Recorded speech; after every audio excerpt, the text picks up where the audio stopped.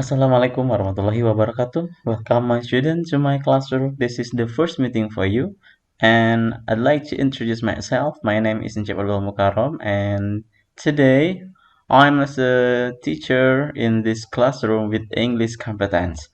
Let's see our material today. And in the first time, I'd like to give you an introduction, and it's talking about the grammar. It's a very odd field of study. Did you know the sentence was first divided into subject verb by Plato and others? So, in this time, I'd like to inform you that the every language there are four language skills. Okay, the first is about writing, speaking, listening, and also reading. So, these four language skills should be yeah get by yourself in this material actually. And in every language skill, also there is a grammar. Nah, grammar like this. Grammar is a very odd field study. Jadi dalam sebuah bahasa itu ada grammar atau tata bahasanya. Okay. Well, like in the sentence, there are so many part of speech. In this language competence, it's so many occurs to the speaking. Okay, so in this meeting I'd like to inform you the part of speech. Okay, like this. Well, what is grammar? Here's an odd children rhyme about the eight part of speech. Okay, we are talking about part of speech atau bahasa Inggrisnya bagian-bagian dari sebuah kalimat atau percakapan. Ya, ada 8 ya di sini. A part of speech of English grammar. It gives you an idea of what grammar is about, read and remember it. Oke, jadi ada 8 part of speech. Oke, kita ubah posisi dulu.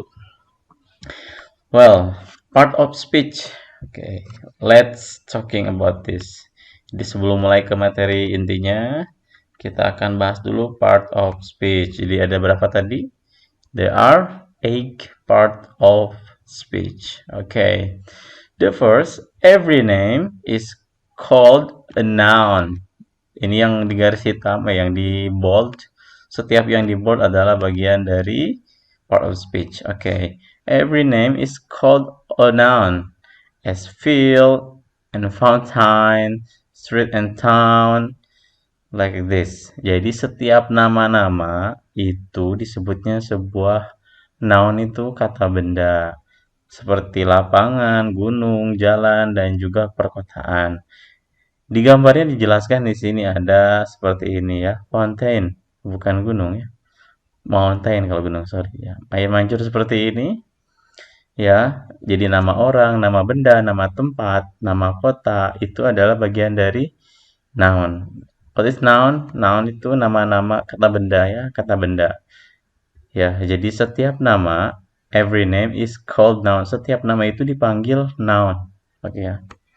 Jadi kayak kalau chair, book, bag.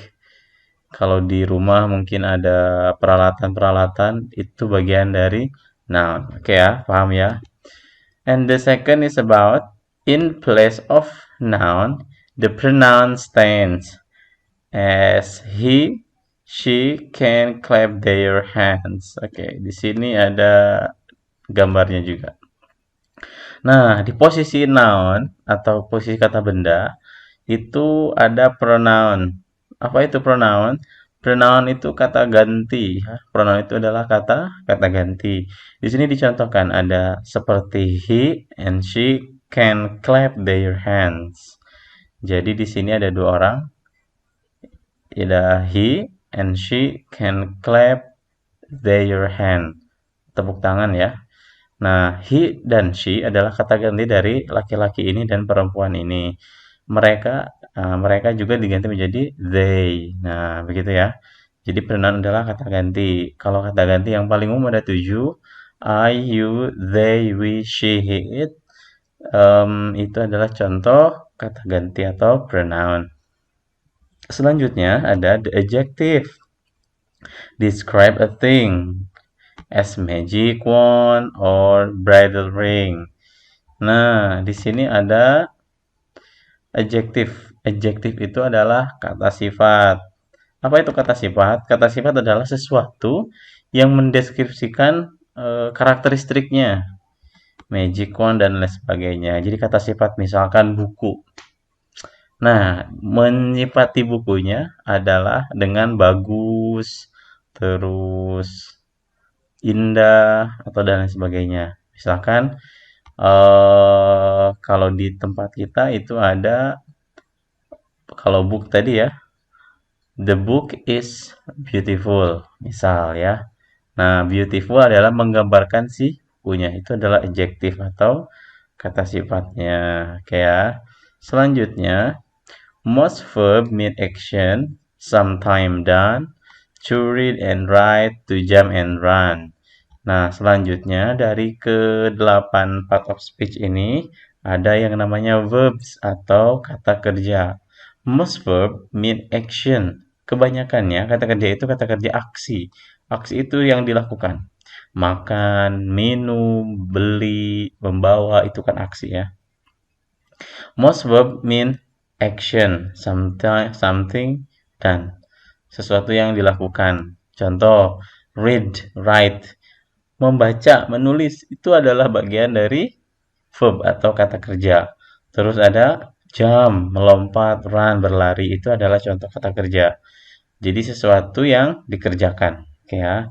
Udah berapa sih nih? Udah 4 ya. Noun, pronoun, adjective, sama verbs. Selanjutnya, adverbs. Adverb itu adalah keterangan. Nah, keterangan di sini lebih jelasnya nanti akan kita sampaikan di bawah. How things are done, the adverb style.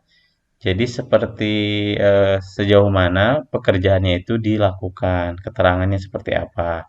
Misal ada quickly, slowly, badly, well.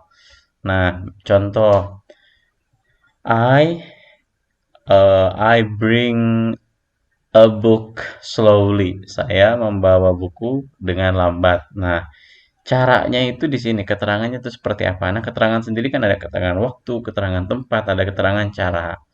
Misalkan saya makan di kantin, I eat in the canteen. Nah, in the canteen-nya itu adalah keterangan tempat. Nah, masuknya ke adverb. Oke ya, jadi adverb itu adalah kata keterangan. Selanjutnya ada preposition. Apa itu preposition? Preposition ini adalah kata depan. Show relation as in their street or at the station. Nah, karena ini kata depan berarti tidak bisa berdiri sendiri. Contoh, di atas meja. Bahasa Inggrisnya apa? On? On the table. Nah, on-nya ini preposition, tapi harus ada temannya on the table. Di dalam kelas. Apa bahasa Inggrisnya? In the classroom. Terus, apalagi? Misalkan, di antara buku dan tas. Between book and bag. Nah, kalau seperti itulah. Jadi preposition ini adalah kata depan. Selanjutnya ada conjunction. Join in many ways. Sentences, words, or phrase. Or phrase ya, and phrase. Nah, jadi kalau conjunction itu adalah penggabungan konjungsi kata hubung ya, yang menggabungkan kalimat per kalimatnya, kata per katanya atau frase ya. Nah, itu adalah kalau contoh conjunction apa? Nah, kalau dalam bahasa Indonesia ada kalimat bertingkat, setara dan sebagainya. Saya contohkan konjungsi dan. Saya membawa buku dan Rudy membawa pensil. Nah, dannya itu adalah kata hubung, conjunction. Penjelasan lengkapnya nanti di bawah. Oke ya. And the next ada interjection. Interjection ini adalah kalau kita sebut apa ya? Kata seru, tapi bukan jadi seperti ungkapan-ungkapan yang wow, great. Bukan itu, bukan great ya. Wow. Hmm. Nah, itu adalah contoh-contoh interjection. Nah, interjection bahasa Inggris sama interjection bahasa Indonesia itu beda, ya. Jadi kalau misalkan di Indonesia ya, kalau bagus atau apa, responnya kan wow. Terus ada lagi misalkan nah itu adalah contoh dari interjection. Jadi tidak termasuk ke 7 yang di atas tadi. Jadi itu hanya ungkapan-ungkapan yang biasanya berada di atau ekspresi ya, ekspresi atau ungkapan yang berasnya setiap daerah itu berbeda. Oke ya. Nah, itu adalah kedelapan part of speech yang akan kita pelajari beberapa minggu ke depan seperti yang dijelaskan sebelumnya. Oke ya. So, in this time, I think enough. Let's comment in YouTube comment. Please say your name and actually your class. Don't forget to get a attendance list. Kalau mau tanyakan silahkan bertanya dan terima kasih, sampai jumpa. Assalamualaikum warahmatullahi wabarakatuh.